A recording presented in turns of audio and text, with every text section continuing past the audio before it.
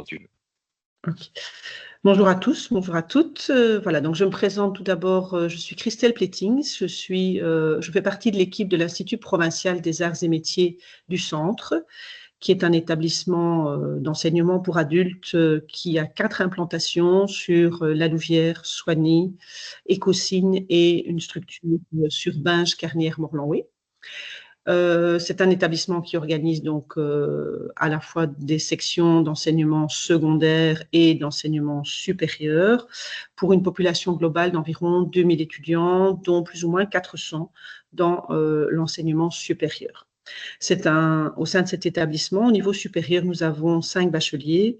Le bachelier en agronomie, la chimie, nous avons l'informatique, l'électromécanique et la comptabilité. Et c'est au sein de cette section que j'y suis notamment chargée de cours. Donc, mes fonctions dans cet établissement sont à la fois d'être coordinatrice qualité institutionnelle. J'ai aussi une charge de référente mobilité internationale.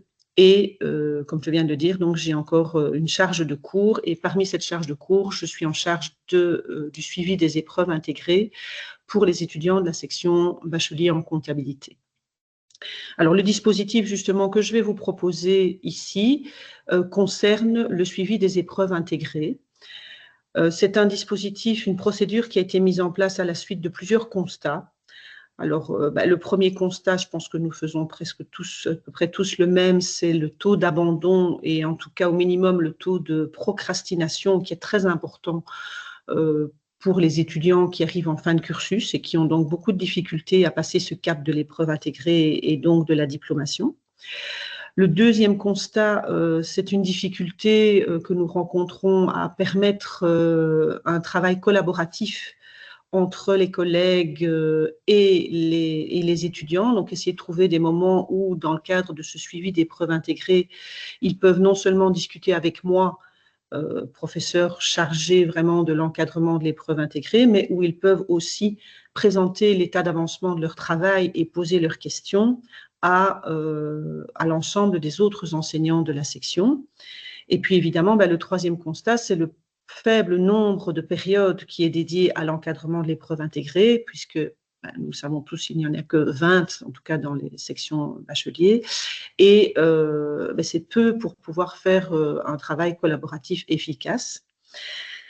Et donc, le dispositif, il a été établi pour atteindre plusieurs objectifs. Ces objectifs, c'est tout d'abord comment améliorer justement le suivi de l'épreuve intégrée, en passant par une planification peut-être plus rigoureuse ou en tout cas plus développée que uniquement les séances de suivi au sens strict qui sont prévues dans l'horaire et qui ne peuvent pas être démultipliées justement en raison de ce faible nombre de périodes d'encadrement. Comment leur proposer aussi un historique d'état d'avancement de leur travail de fin d'études et quelque chose qui soit visible par les collègues. Donc, globalement, c'est à la fois faciliter la mise en relation des étudiants, des chargés de cours et créer un dispositif qui permette de visualiser l'état d'avancement des TFE au fil de l'année et qui permette à l'étudiant de toujours avoir une traçabilité de tous les feedbacks qui ont été établis par les collègues. Alors, comment se passe ce dispositif? Il est organisé en 2 axes. Il y a d'une part l'utilisation de la plateforme Moodle pour tout ce qui constitue les informations administratives et pédagogiques plutôt formalisées et les espaces de dépôt des documents finaux, donc le travail de fin d'études finalisé, la présentation finalisée sont déposés sur Moodle, mais le Moodle s'arrête là, puisque pendant toute l'année, c'est une équipe Teams qui prend le relais. Et cette équipe Teams, elle va être constituée, structurée en différents canaux. Un canal général, un canal dans lequel il n'y a que les chargés de cours, qui est le canal concertation pédagogique.